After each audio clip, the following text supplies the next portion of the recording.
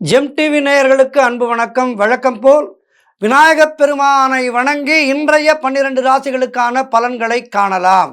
இன்று மார்கழி மாதம் 3ஆம் தேதி குரோதி வருடம் புதன்கிழமை. அருமையான நாள். மார்கழி மாதமே பெருமாளுக்குரிய மாதம். புதன்கிழமை பெருமாளை வணங்க வேண்டிய நாள்.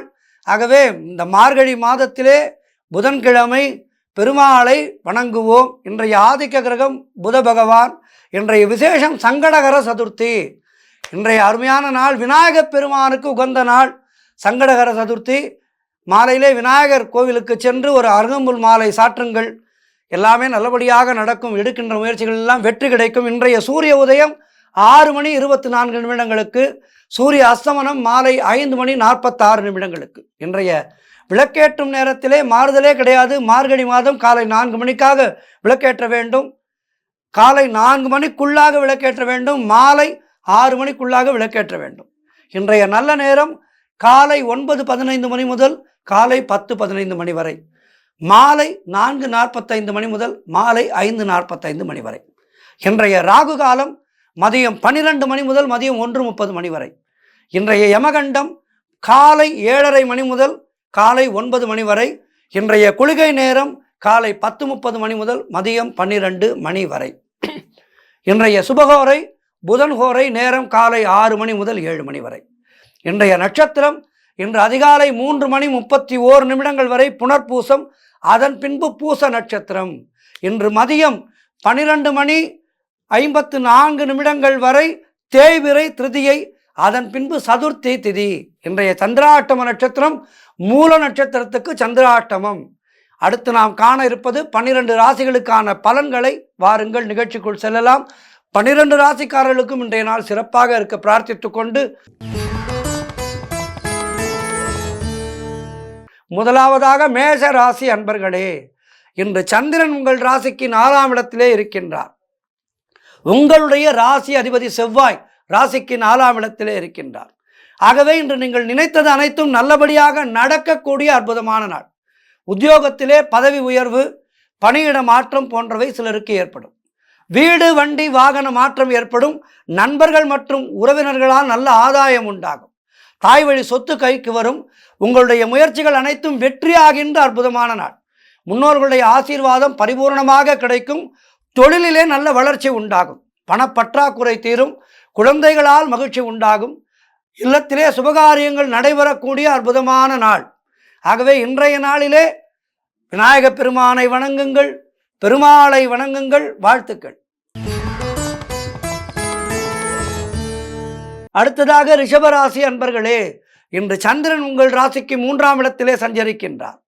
உங்களுடைய ராசி அதிபதி சுக்கிரன் ராசிக்கு 9ஆம் இடத்திலே இருக்கின்றார். ஆகவே இன்று உங்களுடைய கடன் பிரச்சனைகள் தீரும். வேலை இல்லாதவர்களுக்கு நல்ல வேலை கிடைக்கின்றன. நீண்ட நாட்களாக எதிர்பார்த்திருந்த காரியம் ஒன்று இன்று நல்லபடியாக நடக்கும். கணவன் மனைவிக்குள் இருந்து வந்த பிரச்சனைகள் எல்லாம் சரியாகின்ற நாள். பொருள் வரவு, தனலாபம் அதிகரிக்கும். திடீர் அதிர்ஷ்டம் சிலருக்கு தேடி வரும். புதிய முயற்சிகள் கைகூடும். வெளியூர் பிரயாணம் லாபகரமாக முடியும். உடல் ஆரோக்கியம் சிறப்பாக இருக்கின்றது. இளைய சகோதரர்கள் மூலம் நல்ல அனுகூலம் உண்டாகும். அலுவலகத்திலே புதிய பொறுப்புகள் மகிழ்ச்சியை தரும். எல்லா வகையிலும் இன்றைய நாள் மிக சிறப்பாக இருக்கின்றது. விநாயகப் பெருமானை வணங்குங்கள், பெருமாளை வணங்குங்கள். வாழ்த்துக்கள். அடுத்ததாக மிதுன ராசி அன்பர்களே, இன்று சந்திரன் உங்கள் ராசிக்கு 2ஆம் இடத்திலே இருக்கின்றார். உங்களுடைய ராசி அதிபதி புதன் ராசிக்கு 6ஆம் இடத்திலே இருக்கின்றார். ஆகவே இன்று உங்களுக்கு நண்பர்கள் மூலம் நல்ல அனுகூலம் உண்டாகும். எதிர்பார்த்த பணம் கைக்கு வரும். பொருளாதார வளர்ச்சி உண்டாகும். காரிய தடைகள் விலகும். உடல் ஆரோக்கியத்திலே நல்ல முன்னேற்றம் ஏற்படும். வீடு வண்டி வாகன மாற்றம் ஏற்படும். குழந்தைகளால் பெருமை அடைவீர்கள். எடுக்கும் முயற்சிகள் அனைத்தும் வெற்றியை தரும். குடும்ப ஒற்றுமை அதிகரிக்கும். சுபகாரியங்கள் நடக்கக்கூடிய அற்புதமான நாள். தொழிலிலே நல்ல முன்னேற்றம் உண்டாகும். சிலருக்கு புதிய வேலை வாய்ப்புகள் ஏற்படும். உழைப்புக்கு ஏற்ற ஊதியம் கிடைக்கின்ற நாள். அற்புதமான நாள். இன்றைய நாளிலே விநாயகப் பெருமானை வணங்குங்கள், பெருமாளை வணங்குங்கள். வாழ்த்துக்கள். அடுத்ததாக கடகராசி அன்பர்களே, இன்று சந்திரன் உங்கள் ராசியிலேயே இருக்கின்றார். ஆகவே இன்று பொருளாதாரம் திருப்திகரமாக இருக்கும். நீங்கள் நினைக்கின்ற காரியங்கள் எல்லாம் நல்லபடியாக நடக்கக்கூடிய அற்புதமான நாள். மனம் மிகவும் சந்தோஷமாக இருக்கும். அலுவலகத்திலே புதிய பொறுப்புகள் வேலை பளுவை ஏற்படுத்தும் என்றாலும் சந்தோஷமாக செய்வீர்கள். உடல் ஆரோக்கியம் திருப்திகரமாக இருக்கும். வெளியூர் பயணங்கள் அருமையான வெற்றியை தரும். பண வரவு அதிகரிக்கும். கடன் பிரச்சனைகள் முற்றிலுமாக தீரும். வேலை இல்லாதவர்களுக்கு நல்ல வேலை கிடைக்கும். நண்பர்கள் மூலம் நல்ல அனுகூலம் உண்டாகின்ற நாள். நீண்ட நாட்களாக குழந்தை பாக்கியத்திற்காக காத்திருந்தவர்களுக்கெல்லாம் குழந்தை பாக்கியம் உண்டாகும். காரிய தடைகள் விலகி நீங்கள் எடுக்கும் முயற்சிகள் அனைத்தும் வெற்றியை பெறுகின்ற அற்புதமான நாள். ஆகவே இன்றைய நாளிலே மேலும் சிறப்புகளை பெறுவதற்கு விநாயகப் பெருமானை வணங்குங்கள், பெருமாளை வணங்குங்கள். வாழ்த்துக்கள். அடுத்ததாக சிம்ம ராசி அன்பர்களே, இன்று சந்திரன் உங்கள் ராசிக்கு 12ஆம் இடத்திலே சஞ்சரிக்கின்றார். உங்களுடைய ராசி அதிபதி சூரியன் ராசிக்கு 5ஆம் இடத்திலே இருக்கின்றார். ஆகவே வெளிநாடு செல்லும் யோகம் உண்டாகும். தொழில் சம்பந்தமான புதிய கடன் எதுவும் இன்றைய நாளிலே வாங்கக்கூடாது. தேவையில்லாமல் மற்றவர்களுடைய விஷயங்களிலே தலையிடக்கூடாது. வீண் வாக்குவாதங்களை எல்லாம் தவிர்க்க வேண்டிய நாள் இன்றைய நாள். சிலருக்கு மேலதிகாரிகளால் நெருக்கடிகள் உண்டாகும். பொருளாதாரம் நெருக்கடியாக இருக்கின்றது. இன்றைய நாளிலே கவனமாக இருங்கள். நண்பர்கள் மூலம் நல்ல அனுகூலம் உண்டாகும். சிலருக்கு உத்தியோக உயர்வு, பணியிட மாற்றம் போன்றவை ஏற்படும். உடல் ஆரோக்கியத்திலே எச்சரிக்கையாக இருக்க வேண்டிய நாள். சிலருக்கு சுப செலவுகள் உண்டாகும். அலுவலகத்திலே வேலை பளு அதிகமாக இருக்கும். ஆகவே இன்றைய நாளிலே மிக மிக கவனமாக இருக்க வேண்டும். சங்கடகர சதுர்த்தி. ஆகவே விநாயகப் பெருமானை வணங்குங்கள். ஒரு அருகம்புல் மாலை சாற்றுங்கள். சங்கடங்கள் தீர்ந்து போகும். வாழ்த்துக்கள். அடுத்ததாக கன்னிராசி அன்பர்களே, இன்று சந்திரன் உங்கள் ராசிக்கு 11ஆம் இடத்திலே சஞ்சரிக்கின்றார். உங்களுடைய ராசி அதிபதி புதன் ராசிக்கு 3ஆம் இடத்திலே இருக்கின்றார். ஆகவே இன்று பொருளாதாரம் திருப்திகரமாக இருக்கும். சிலருக்கு திருமணம் சம்பந்தமான சுபகாரிய பேச்சுவார்த்தைகள் இனிதே முடியும். உறவினர்களோடு இருந்து வந்த மன வருத்தங்கள் எல்லாம் தீருகின்றன. தொழில் மற்றும் வியாபாரத்திலே நல்ல முன்னேற்றம் உண்டாகும். அலுவலகத்திலே இருந்து வந்த நெருக்கடிகள் குறைகின்றன. வேலை இல்லாதவர்களுக்கு நல்ல வேலை கிடைக்கும். பிள்ளைகளால் பெருமை ஏற்படும். வாழ்க்கை துணையால் நல்ல மகிழ்ச்சி உண்டாகும். பழைய பாக்கிகள் வசூலாகின்ற நாள். காரிய வெற்றிகள் உண்டாகும். மனம் மிகவும் சந்தோஷமாக இருக்கும். சிலருக்கு வீடு, வண்டி, வாகன மாற்றம் உண்டாகும்.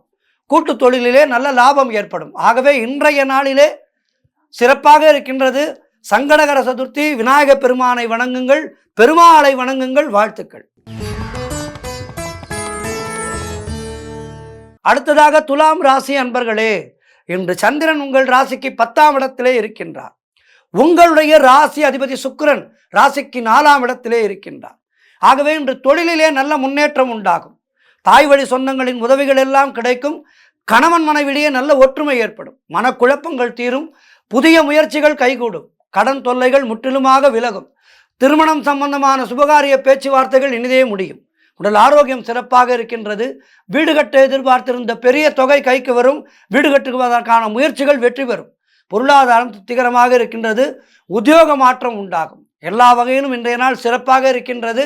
மேலும் சிறப்புகளை பெறுவதற்கு விநாயகரை வணங்குங்கள், பெருமாளை வணங்குங்கள். வாழ்த்துக்கள்.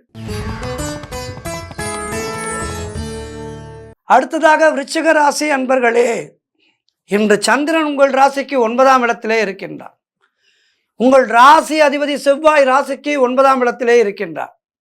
ஆகவே இன்றைய நாளிலே உங்களுக்கு குழந்தை பாக்கியம் உண்டாகின்ற அற்புதமான நாள். சத்சந்தான பிராப்தி உண்டாகின்ற நாள். நீங்கள் நினைத்தது அனைத்தும் நல்லபடியாக நடக்கக்கூடிய அற்புதமான நாள். சிலருக்கு வீடு, வண்டி, வாகன மாற்றம் ஏற்படும். அதேபோல் குலதெய்வ வழிபாடு மேற்கொள்வீர்கள். குலதெய்வ வழிபாடு செய்பவர்கள் இன்றைய நாளிலே செய்வீர்கள். புதிய தொழில் தொடங்கும் முயற்சிகள் எல்லாம் வெற்றியை தரும். காரிய தடைகள் எல்லாம் விலகுகின்ற நாள். அலுவலகத்திலே பதவி உயர்வு, சம்பள உயர்வு சந்தோஷத்தை தரும். திருமணம் சம்பந்தப்பட்ட சுபகாரிய பேச்சுவார்த்தைகள் கைகூடி வருகின்ற நாள். நண்பர்கள் மற்றும் உறவினர்கள் மூலம் நல்ல ஆதாயம் உண்டாகும். எதிர்பார்த்த பணம் கைக்கு வரும். எல்லா வகையிலும் இன்றைய நாள் சிறப்பாக இருக்கின்றது. ஆகவே இன்றைய நாளிலே மேலும் சிறப்புகளை பெறுவதற்கு விநாயகப் பெருமானை வணங்குங்கள், பெருமாளை வணங்குங்கள். வாழ்த்துக்கள். அடுத்ததாக தனுசு ராசி அன்பர்களே, இன்று சந்திரன் உங்கள் ராசிக்கு 8ஆம் இடத்திலே சஞ்சரிக்கின்றார். உங்களுடைய ராசி அதிபதி குரு ராசிக்கு 6ஆம் இடத்திலே இருக்கின்றார். இன்றைய நாள் உங்களுக்கு சந்திராட்டமும் இருக்கின்றது. தேவையில்லாத பயத்தை தவிர்க்க வேண்டும். சிலருக்கு வேலை மாற்றம் சிலருக்கு ஏற்படும். கூட்டு தொழிலிலே புதிய முதலீடுகளை, புதிய நட்புகளை தவிர்க்க வேண்டிய நாள். கடன் பிரச்சனைகள் சற்று அதிகமாகும். ஆகவே கவனமாக கையாளுங்கள் கடன் பிரச்சனைகளை. உடல் ஆரோக்கியத்திலே கவனம் தேவை. குலதெய்வ வழிபாடு மன அமைதியை தரும். வேலை செய்யும் இடத்திலே மற்றவரை பற்றி எதுவும் பேசக்கூடாது. கோபத்தை முற்றிலுமாக தவிர்க்க வேண்டிய நாள். புதிதாக கடன் எதுவும் வாங்காதீர்கள். நீங்களும் கடன் கொடுக்காதீர்கள். கணவன் மனைவிக்குள் சண்டை சச்சரவுகள் ஏற்படலாம். விட்டு கொடுத்து செல்லுங்கள். எந்த செயல் செய்தாலும் அதிலே நிதானம் தேவை. நிதானம் தவறினால் அது பிரச்சனையை கொடுக்கும். ஆகவே நிதானமாக இருங்கள்.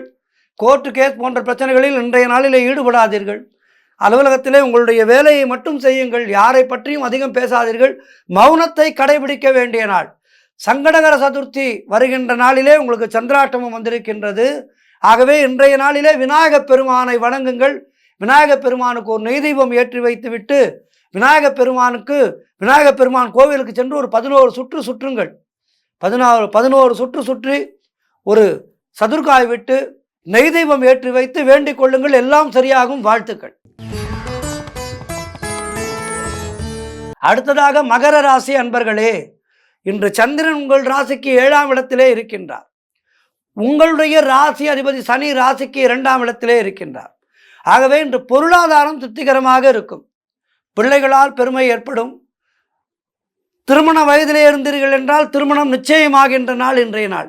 அல்லது உங்களுடைய ஜாதகத்தை எடுத்து வரன் பார்க்க ஆரம்பித்து விடுவார்கள். பழைய பாக்கிகள் வசூலாகும்.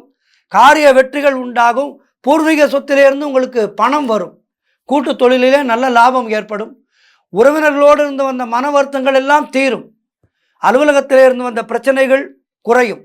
கடன் பிரச்சனைகள் முற்றிலுமாக தீரும். வாழ்க்கை துணையால் மகிழ்ச்சி உண்டாகும். நண்பர்கள் மூலம் அனுகூலம் உண்டாகும். எல்லா வகையிலும் இன்றைய நாள் மிக மிக சிறப்பாக இருக்கின்றது. விநாயகர் கோவிலுக்கு செல்லுங்கள். பெருமாளை வழிபடுங்கள். வாழ்த்துக்கள். அடுத்ததாக கும்பராசி அன்பர்களே, இன்று சந்திரன் உங்கள் ராசிக்கு 6ஆம் இடத்திலே சஞ்சரிக்கின்றார். உங்களுடைய ராசி அதிபதி சனி ராசியிலேயே இருக்கின்றார். ஆகவே வேலை மாற்றம் சிலருக்கு ஏற்படும். அதேபோல் உடல் ஆரோக்கியத்திலே மிக கவனமாக இருக்க வேண்டும். தேவையில்லாமல் மற்றவர்களுடைய விஷயங்களிலே தலையிடக்கூடாது. சிலருக்கு மேலதிகாரிகளால் நெருக்கடிகள் உண்டாகும். குலதெய்வ வழிபாடு வெற்றியை தரும்.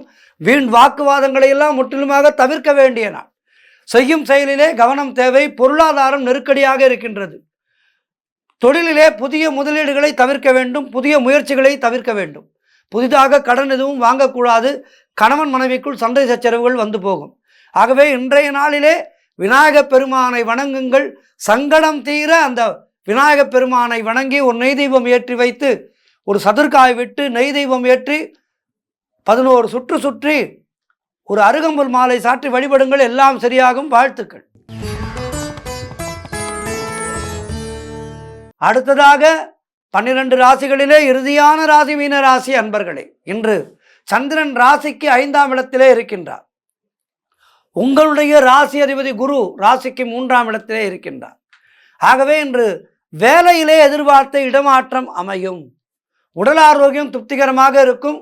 சிலருக்கு குழந்தை பாக்கியம் ஏற்படும். உறவினர்களோடு இருந்து வந்த மன வருத்தங்கள் எல்லாம் தீரும். முன்னோர்களுடைய சொத்திலிருந்து உங்களுக்கு வர வேண்டிய பணம் கைக்கு வரும்.